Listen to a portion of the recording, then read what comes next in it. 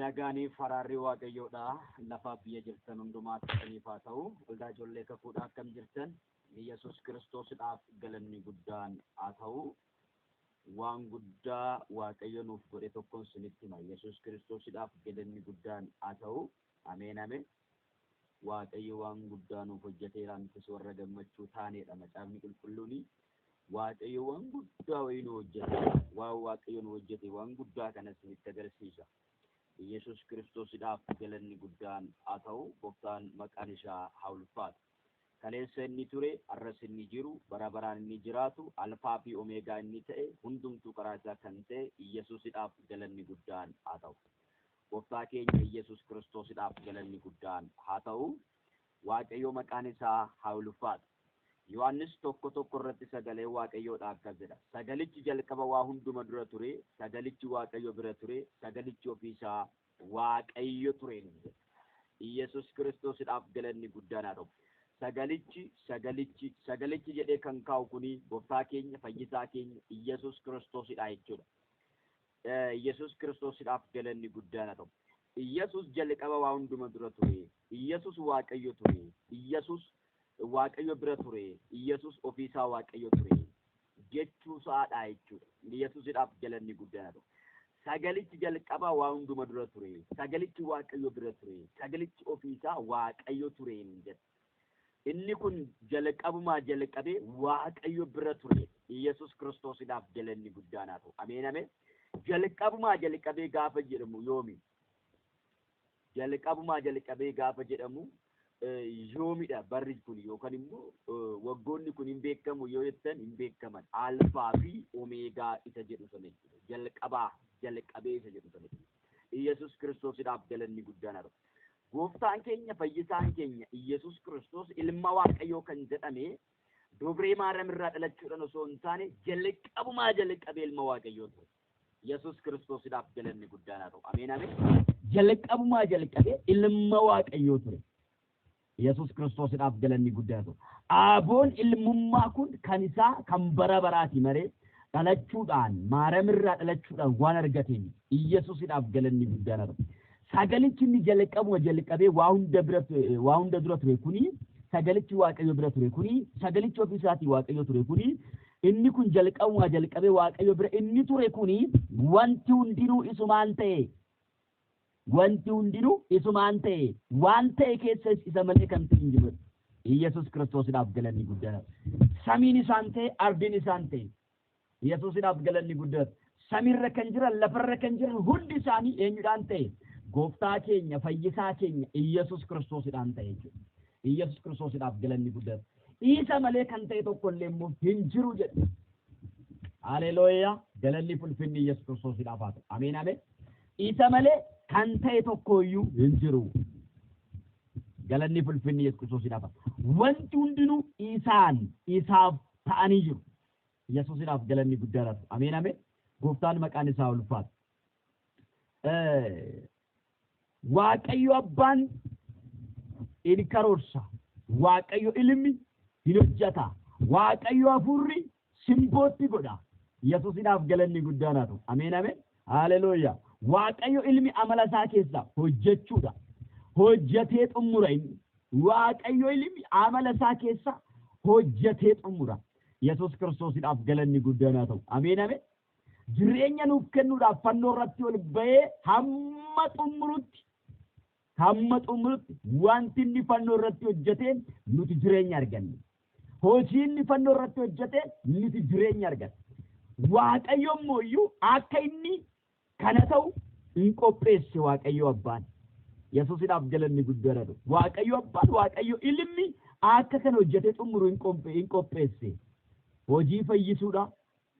Fannoo irratti amma inni ba'ee du'ee gatii kana hundumaa kafalee xumurameera jedhee hojjetee xumuruuf waaqayyo abbaan hin qopheesse. Waaqayyo ilmi hojii fayyinaa hojjetee hin xumure. Waaqayyo hafuurri qulqulluun immoo simboo itti godhe. Yesuusidhaaf galanni guddaan haa ta'u. Bifa itti godhe. Ameen ameen. Hojii sanatti bifa godhe. Hojii sun akka miidhagu taasise. Yesus Kiristoosidhaaf galanni guddaan haa ta'u. Ameen ameen. Haleluuyaa. Wanti hundinuu isumaan ta'e isa malee kan ta'e tokkollee hin jiru jedha. Isa malee kan ta'e tokkollee hin jiru jedha. Yesuusidhaaf galanni guddaan. Jireenyi isa keessa ture. jireenyi ifa namootaa ture. Jireenyi eenyu keessa ture? Isa keessa ture. Jireenyi kun immoo ifa namootaa ture. Haleluuyaa. Galanni ulfinni Yesuus Kiristoosiidhaaf haa ta'u. Ameen ameen. Haleluuyaa. Galanni ulfinni Yesuus Kiristoosiidhaaf haa ta'u. Jireenyi isa keessa ture. Eenyu keessa? Yesuus keessa jireenyi ture. Haleluuyaa. Jireenyis ifa namootaa ture. Yesuus Kiristoosiidhaaf galanni guddatu. Sagalichi dukkana keessatti ibsa ture. Sagalichi dukkana keessatti ibsa ture. Gooftaan keenya Yesuus Kiristoos maal jedhe? Aan ifa biyya lafaati jedhe. Aan ifa biyya lafaati jedhe. Yesuus Kiristoosiidhaaf galanni guddatu. Ameen ameen. Dukkana keessatti sagalichi dukkana keessatti ibsa. Dukkanni immoo isa bira ga'uu hin danda'u. Inni yeroo hundumaayyuu ibsaa keenya. Mul'ata Yohaannis irratti Waaqayyo mandarattii keessa waan jiruuf mandarattii keessatti ibsaan aduu ibsaan ibsaa biraas hin barbaachisu. Waaqayyo ifa mandarattiif jedha. Waaqayyo gooftaan keenya Yesuus Kiristoos ibsaa keenya. Yesuusidhaaf galanni guddaan haa ta'u. Ameen ameen. Haleluuyaa. Sagalichi ibsaadha. Sagalichi kun immoo jedha. Sagalichi inni Waaqayyo bira ture. Sagalichi inni Waaqayyo ture. Sagalichi wanti hundumtuu karaa isaa ture. Isaa ta'e. Sagalichi jireenya ture. Sagalichi ifa namootaa ture kuni. Sagalichi kun Yesuusidhaaf galanni guddaan haa ta'u. Ameen ameen. Lakkoofsa 14 irratti Wangeela Yohaannis 1:14 irratti akkas jedha. Yesuus Kiristoosiidhaaf galanni guddaan haa ta'u. Sagalichi inni ifa namootaa ture kun jechuudha. Sagalichi inni ifa namootaa ture kuni lakkoofsa 14 keessatti akkas jedha. Sagalichi nama foonii ta'ee nu gidduu buufate. Yesuus Kiristoosiidhaaf galanni guddaan haa ta'u. Leelafsin deebisa. Sagalichi jireenyi isa keessa ture. Jireenyichis ifa namootaa ture. Sagalichis dukkana keessatti ibsa ture. Dukkanni isa bira ga'uu hin danda'u erga jedhee booda lakkoofsa 9 irratti akkas jedha. Ifichi inni dhugaan gara biyya lafaa dhufeera. Yesuusidhaaf galanni guddaan. Ifichi inni dhugaan Yesuus Kiristoos kun eessa dhufeera? Gara biyya lafaa dhufeera. Yommuu gara biyya lafaa kanaa dhufu akkamitti dhufe? Nama foonii ta'ee dhufe. Yesuus Kiristoosiidhaaf galanni guddaan. Inni Waaqayyo ture kun. Inni jalqabumaa jalqabee ture kun. Inni jalqabumaa jalqabee jiraataa ture kun nama foonii ta'eedha. Sagalichi maal ta'eedha? Ifichi inni dhugaan gara biyya lafaa dhufeedha. Namoonni gara biyya lafaa dhufeedha. Namoota hundumaafis in ibsaa. Gara biyya lafaa dhufee namoota hundumaafis in ibsaa. Inni biyya lafaa keessa ture. Biyyi lafaa isumaan ta'e. Biyyi lafaa garuu isa hin beekne. Yesuusidhaaf galanni guddaan haa ta'u. Ameen ameen. Isaan hojjetamnee isa wallaalle agartanii. Biyyi lafaa isaan hojjetamtee kaate isa wallaalle. Inni biyya lafaa keessa ture. Biyyi lafaa garuu isa hin beekne. Yesuusidhaaf galanni guddaan. Biyya lafaa kana hojjechaa kan ture indaa fayyisaa keenya gooftaa keenya Yesuus Kiristoos. Biyyi lafaa isa hin beekne. Isaan hojjetamtee isa wallaalle. Uumaa ofii wallaalle. Yesuusidhaaf galanni guddaan haa ta'u. Ameen ameen. Akkasumas immoo gara biyya dhuunfaa ofii dhufeedha. Kana jechuun gara saba jaalatu Israa'el. Gara saba Waaqayyo fo'atee saba Israa'el dhufe jechuudha. Yesuusidhaaf galanni guddaan haa ta'u. Inni gara biyya dhuunfaa isaa dhufe namoonni isaa garuu isa hin simanne. Israa'el fayyisaa ishee hin simanne agartaattu. Yesuusidhaaf galanni guddaan haa ta'u. Israa'el fayyisaa ishee hin simanne. Yesuusidhaaf galanni guddaan haa ta'u. Haleluuyaa. Itti dabalee immoo hamma isa simataniif immoo ijoollee Waaqayyoo haa ta'aniif aboo isaaniif kenne. Israa'el keessaa namoonni muraasni lallaba Phaawulosinis akkasuma yeroo Yesuus lafarra deddeebi'aa turanis namoonni muraasni qubaan lakkaawwaman amananii jiru jechuudha. Akkasuma hamma isa simataniifis ijoollee Waaqayyoo haa ta'aniif aboo isaaniif kenne. Inni biraa immoo nuyiidha jechuudha warri isa siman. Yesuus Kiristoosidhaaf galanni guddaan. Ameen ameen. Nuyiidha warri isa siman.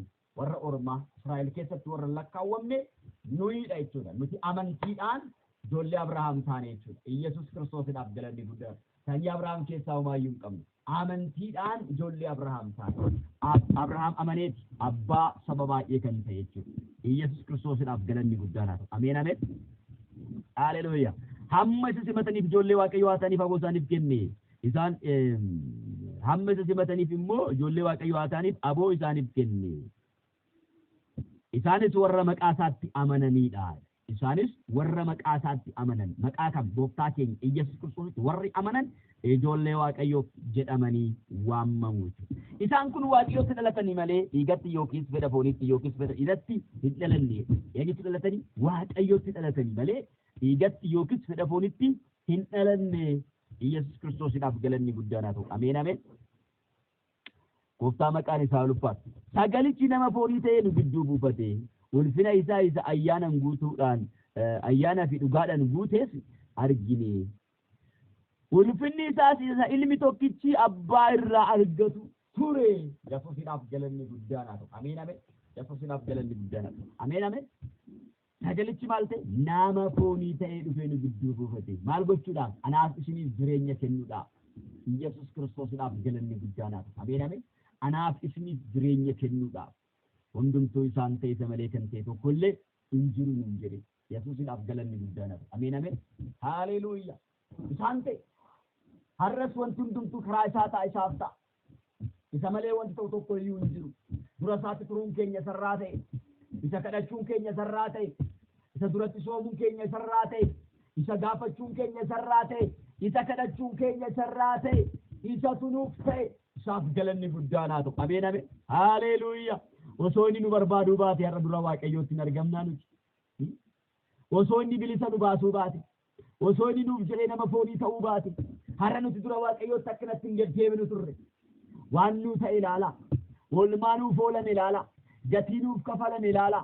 Waan waaqayyo nu godhe ilaala. Waan guddaa nuuf hojjetame ilaala. Yesuusiidhaaf galanni guddaan haa ta'u. Osoo inni nama foonii ta'ee gadi dhufuu baate.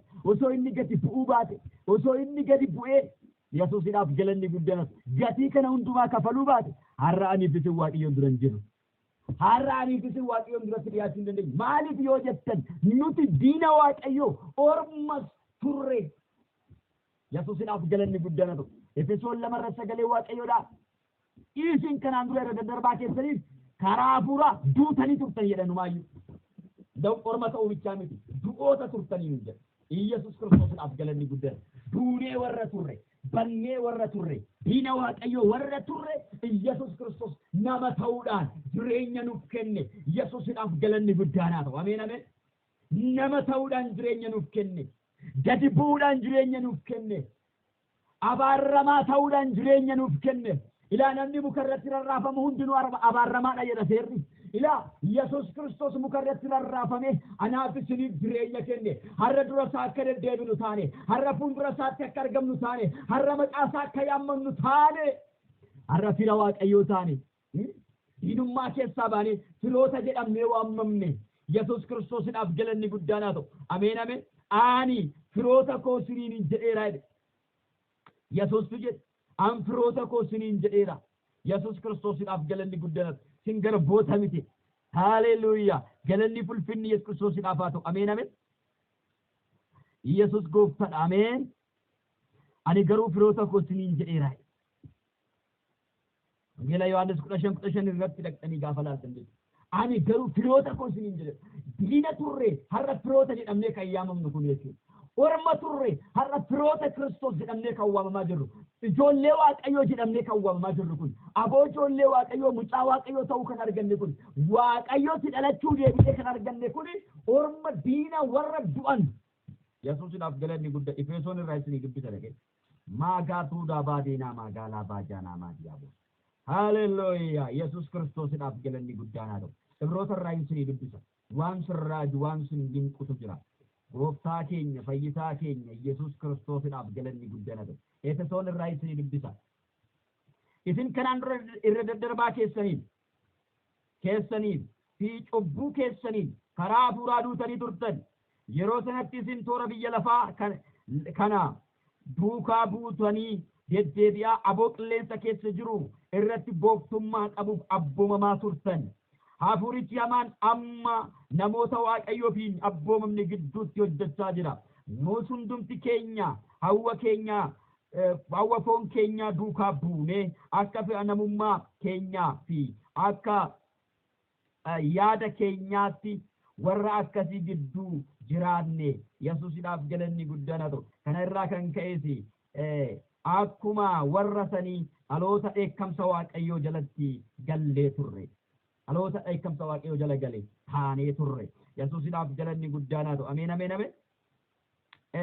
Araara Waaqayyoo garuu baay'ee waan ta'eef jaalala isaa guddaa sanaan nu jaalate. Araarri Waaqayyoo garuu baay'ee waan ta'eef jaalala isaa guddaa sanaan nu jaalate. Nu yeroo daddarbaa keenyan karaa hafuuraa du'oo taanee utuma jirru. Laala du'oo taanee fayyineetii miti. Laala du'oo taanee utuma jirru. Yesuus Kiristoosidhaaf galanni guddaan haa ta'u. Du'oo taanee utuma jirru. Inni warra Kiristoosii wajjiniin jiraatan nu godhate. Yesuus Kiristoosidhaaf galanni guddaan haa ta'u. Isin ayyaana Waaqayyootiin fayyifamtanii.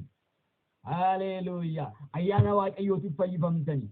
Yesuus Kiristoosidhaaf galanni guddaan haa ta'u. Yesuus Kiristoosiin fayyifamtanii. Ameen. Galanni fulfinni Yesuus Kiristoosiidhaaf haa ta'u. Yesuus Kiristoos jaalala isaatiin. Yesuus Kiristoos ayyaana isaatiin. Waaqayyo jaalala isaatiin. Yesuus Kiristoosiidhaaf galanni guddaan haa ta'u. Ameen ameen. Hafuurri qulqulluun immoo tokkummaa isaatiin gara jireenyatti nu fide jechuudha. Hafuurri qulqulluun gara tokkummaatti nu fide. Waaqayyo abbaan gara jaalalaatti nu fide. Waaqayyo ilmi immoo ayyaana isaatiin nu fayyise. Yesuus Kiristoosiidhaaf galanni guddaan haa ta'u. Ameen ameen.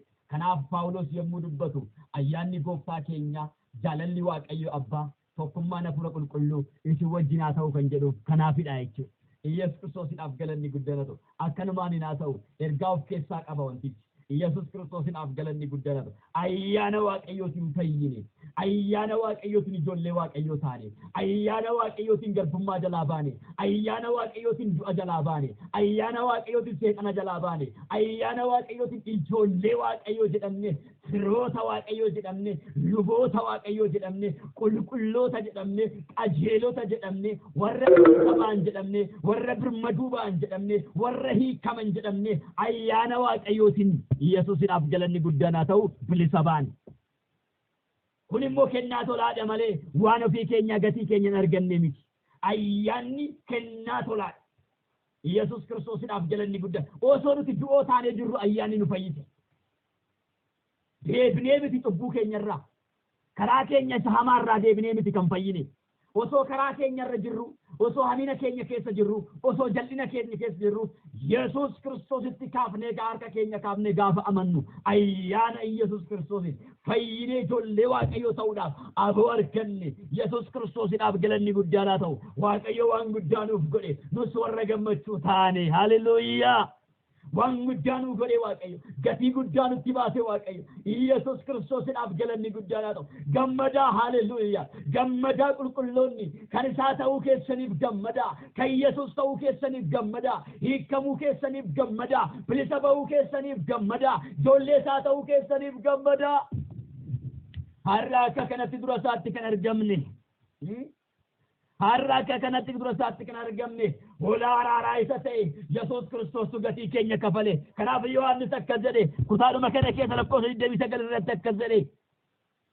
Borumtaas Yesuus otoo darbu borumtaas Yesuus gara isaa osoo dhufu argee ilaa hoolicha Waaqayyoo isa cubbuu biyya lafaa irraa fuudhu jedhe.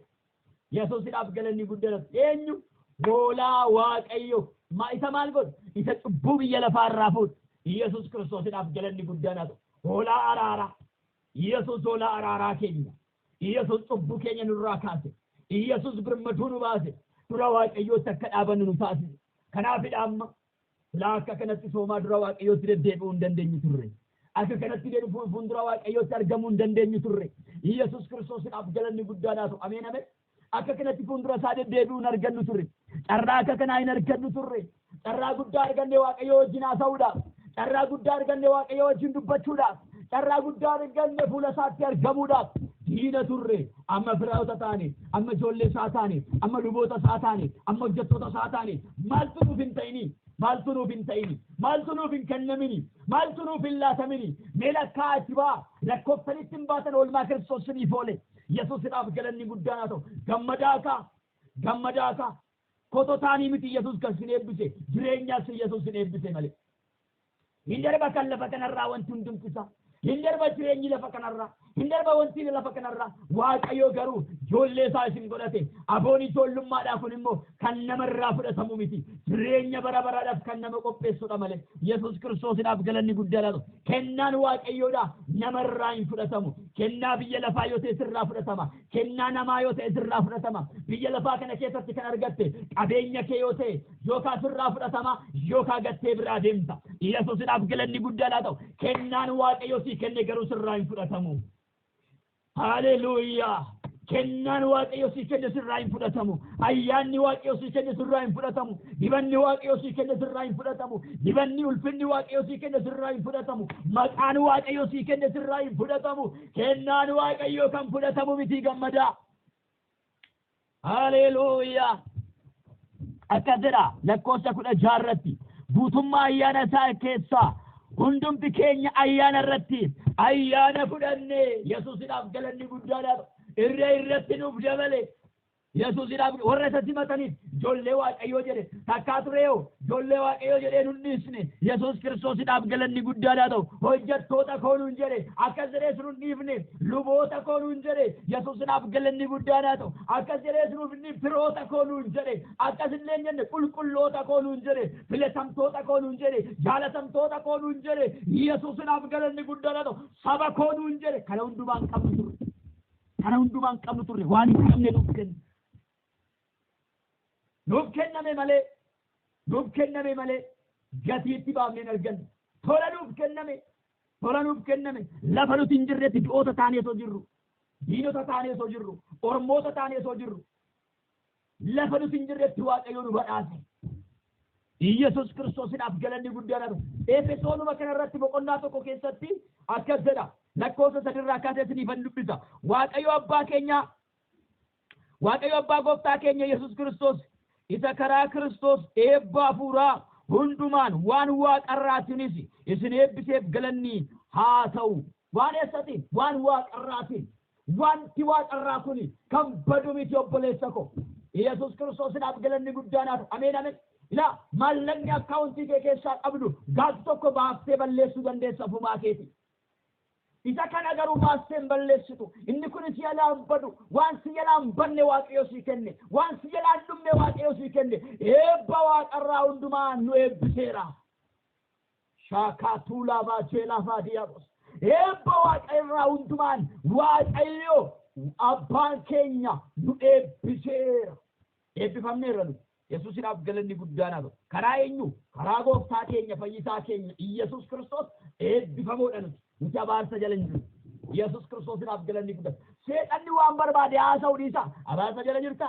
maaloo jirta waa odeessuu dhiisi Yesuus Kiristoosiidhaaf galanni guddaadha ameen ameen haa odeessu seexanni odeessuun isaa amala isaati odeessuun isaa amala isaati haasa'uun isaa amala isaati ati garuu eenyummaa kee bari Yesuus Kiristoosiidhaaf galanni guddaadha ameen ameen ati garuu eenyummaa kee bari eenyu akka taate bari abaarramaa miti ati eebbifamaadha karaa Yesuus Kiristoos eebba waaqarraa hundumaan eebbifamteerta Yesuus Kiristoosiidhaaf galanni guddaadha ta'u haleluuyaa makaturra baatee faatiyaabos inni uumamuu biyya lafaa dura dhaggeeffadhu ka eebba waaqarraa kana yeroon asitti eebbifamte Yesuus Kiristoosiidhaaf galanni guddaadha uumamuu biyya lafaa dura inni uumamuu biyya lafaa dura warra qulqullaan warra mudaa hin qabne taane akka taanuuf jaalalaan karaa Kiristoos nu fo'ate yoom uumamuu biyya lafaa dura uumamuu kee dura osoo ati hin jiraate biyyi lafaa si dura uumame Yesuusiidhaaf galanni guddaadha ilma namaa dura biyya lafaatu uumame uumamuu biyya lafaa dura waaqayyo karaa gooftaa keenya Yesuus Kiristoos yaadee nu qopheesse jireenyaaf nu qopheesse ulfinaaf nu qopheesse eebbaaf nu qopheesse nuti eebbaaf qophoofneerra jireenyaaf qophoofneerra ulfinaaf qophoofneerra Yesuus Kiristoosiidhaaf galanni guddaadha ta'u ameen ameen guutummaa ayyaana isaa keessa ayyaana irratti ayyaana arganne seerri Museedhaan kenname ayyaanni fi dhugaan garuu Kiristoosiin argame seerri maaliin argame Museedhaan karaa Musee kan kenname seerri ajjeesaa ture karaa Yesuus kan kenname ayyaanni garuu jiraachisaa ture Yesuus Kiristoosiidhaaf galanni guddaadha seerri Museedhaan kenname ayyaannii fi dhugaan garuu Yesuus Kiristoosin argaman. Yesuusiidhaaf galanni guddaa. Karaa Musee kan kenname seerri ajjeesaa ture. Karaa Musee kan kenname seerri bu'a faradaa ture. Ayyaanni karaa gooftaa keenya Yesuus Kiristoos nuuf kenname garuu jireenya farada, jireenya kenna. Yesuus Kiristoosiidhaaf galanni guddaa ta'u. Wanti nuti akka Waaqayyoon hin argine, wanti nuti akka Waaqayyoon hin argine. Ilma tokkicha isa abbaa bukkee ture sana yookaan isa abbaa cinaa ture sana yookaan isa abbaa bira ture sana yookaan isa abbaa wajjin ture sana Yesuus Kiristoosiidhaaf galanni guddaa ta'u jechuudha yaadichisa. Haleluuyaa. Isatu haleluuyaa. Waa'ee abbaa hiikee nu barsiise malee, waa'ee abbaa hiikee nutti hime malee. Yesuus Kiristoosiidhaaf galanni guddaa. Abbaa wajjin kan walitti nu araarse diina abbaa warra ture. Abbaa wajjin firoota kan nu godhe ijoollee abbaa kan nu eegsisiise Yesuus Kiristoosidha. Isatu waa'ee abbaa beeka, isatu abbaa wajjin walitti nu araarse. Dhangala'uu dhiiga isaatiin nuti birmaduu baane. Yesuus nu fayyisuudhaaf dhiiga isaa dhangalaase. Anaaf isin birmaduu baasuudhaaf Yesuus dhiiga isaa dhangalaase. Gatii dhiiga siin argamte Waaqayyo waan guddaa siif godhe. Waaqayyo gatii guddaa sitti baase. Kanaaf obboleessa koo gammadi. Kanaaf obboleettii koo gammadi. Kanatti namni hin gammade hin gammanne waan biraatti maalitti gammaddare? Yesuus Kiristoosiidhaaf galanni guddaa. Gammachuu guddaa qabna. Waaqayyo waan guddaa nuuf godhe, waan guddaa godhe nutti agarsiise. Nus warra gammachuu taaneerra. Yesuus Kiristoosiidhaaf galanni guddaa ta'u. Gooftaan sinaa eebbisu. Eebbifama. Sagalichatti guddaa akkasiin eebbifamtan abdiifamantiin qaba. Waaqayyo waan guddaa nuuf godheera. Gooftaan sinaa eebbisu. Eebbifamaa. Jabaadhaa waldaa ijoollee kakuu. Ayyaanni Waaqaa isiniif haa baay'atu. Sagaleen kun sheer ta'ee kan isin qabu. Sagalee kanaan akka jajjabaattan. Waldaa kan keessa hin jirtan. Sagalee kanaan akka jajjabaattan. Sagalee kanaan akka jireenyi keessan haareeffamu abdiifamantiin qaba. Jabaadhaa. Eebba Waaqarraa hundumaan. Waaqayyo abbaan isin eebbiseera. Kan Waaqayyo isinii godhe danuudha. Lakkooftanitti hin baatanii. Jabaadhaa gammadaa. Gooftaa gochaa gooftatti gammadaa. Namni of jaju yoo jiraate gochaa gooftatiin of ajaju jechuun isa kana. Isa kana Yesuusiidhaaf galanni guddaa ta'u. Namni of jaju yoo jiraate gochaa gooftatiin of ajaju jechuun isa kana jechuudha. Of jajuun gooftadhaan.